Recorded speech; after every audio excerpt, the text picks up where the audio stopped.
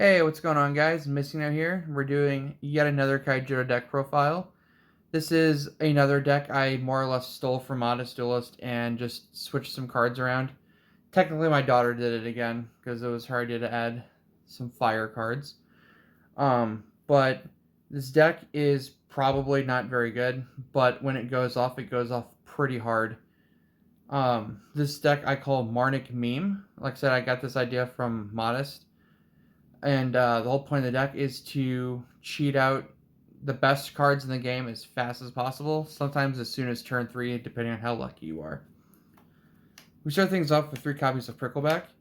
You need really fast evolution bait to go into Marnik, because it is a Vortex evolution that evolves off of green.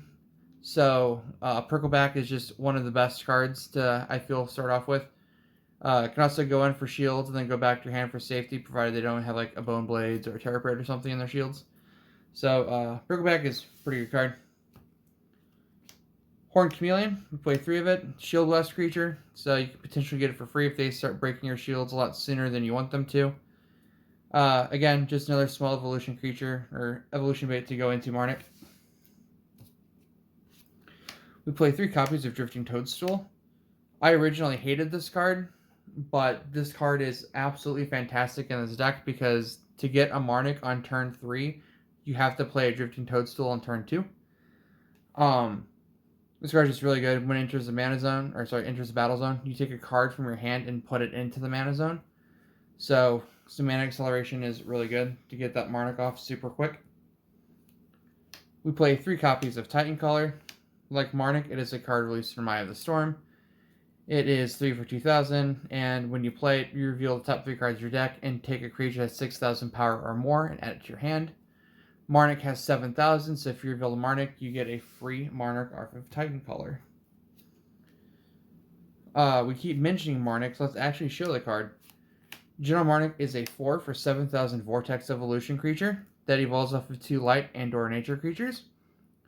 It has Double Breaker, and sorry. Whenever this creature attacks, you can unleash a card underneath it. If you send a light card, you can cast a spell in your discard pile for free.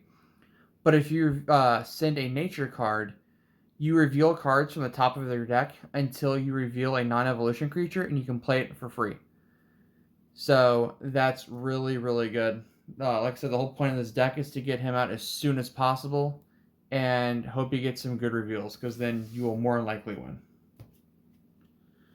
We're playing 2 copies of Gigahorn Charger. We were playing 3, but we cut down just a little bit. I kind of want to put another one back in, but Gigahorn Charger, just another way to search out Marnik. You can search out your other big creatures, but most of the time, the game is over before you have a chance to even play them anyway.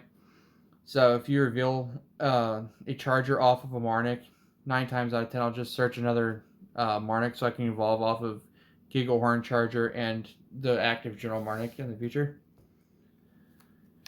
We played 2 copies of Mana Storm. Again, this one was also at 3, but we cut it down slightly. This one I might bump up as well, but not quite sure just yet.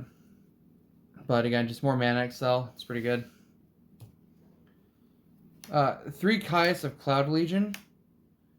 This card is a double breaker, and whenever a light creature is in your shields, it gets shield blast. So you can blast out like free Andromedas and stuff. I kind of want to cut this card because it never really comes into effect for me. The few times I have revealed it, like I said, it didn't really do anything for me at all. What I want to kind of replace with is maybe Terra Dragon Regardian Doom, but I currently have 0. But I feel like having casting a card that is a double breaker and also a root trap is pretty good. So Caius might be getting cut in the future. Not entirely sure yet. Because like I said, it's really fun to cheat out your 3 copies of Andromeda from Shields as well as the top of your deck with Marnik. So we don't really need to discuss what Andromeda does. It's one of the best cards in the game. We all know what it does. While playtesting this deck with my daughter, she was like, hold on, I have an idea, and handed me some cards.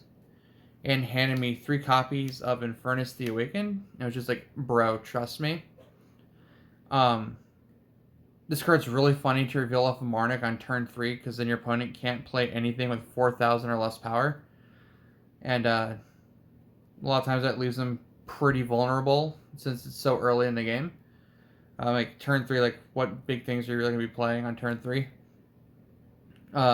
Gives you another triple breaker for the deck. Inversion is really, really good.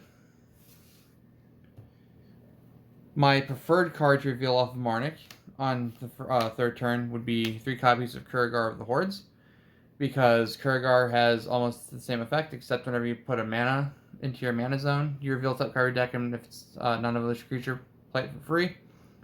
I have a whole deck on Marnik, or not Marnik, Kurigar, and just how much fun it is to play. So, 3 Kurigar is definitely a must for this deck, in my opinion. We play 3 copies of Cassiopeia Starborn, because I don't like you playing the game. 3 copies of Eternal Haven, because why wouldn't you? And 3 copies of Almighty Colossus. This doesn't necessarily do too much for the deck. That's not entirely true.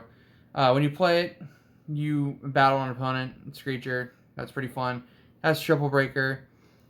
Gives all your nature creatures plus 4,000 power, so your Marnik is starting to swing for 11,000 whenever you start punching. So having an 11,000 double breaker and a 17,000 triple breaker on turn 4 is like really, really good. And whenever Almighty Colossus attacks or becomes a target of your opponent's spells or abilities, you reveal the top 3 cards of your deck and play a nature creature that you reveal into the battle zone for free. So you can reveal a Kurigar, get that for free. Hopefully in the future, I could reveal a Terra Dragon with Guardian Doom, play that for free. If you have the evolution bait and you reveal Marnik, you can do that for free. So there's all kinds of things. You can play your Gigahorn Chargers and search.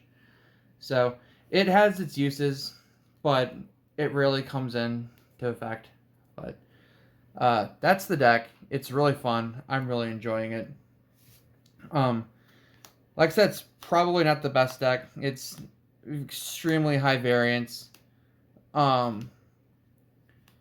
But it's definitely a lot of fun. So again, all credit goes to Modest for making this deck. I'm thoroughly enjoying it. I played 7 games with my daughter the other day.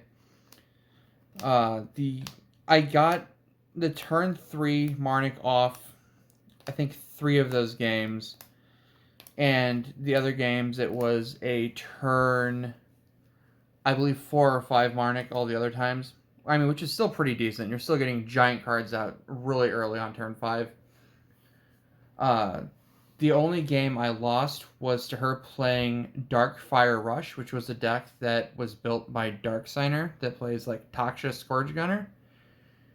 And that deck is really, really fun. I would love to profile it, but I feel like that'd be kind of like a dick move to Darksigner, because it's a deck that Darksigner's put so much work into making, and I feel that Darksigner should be the one to post it first.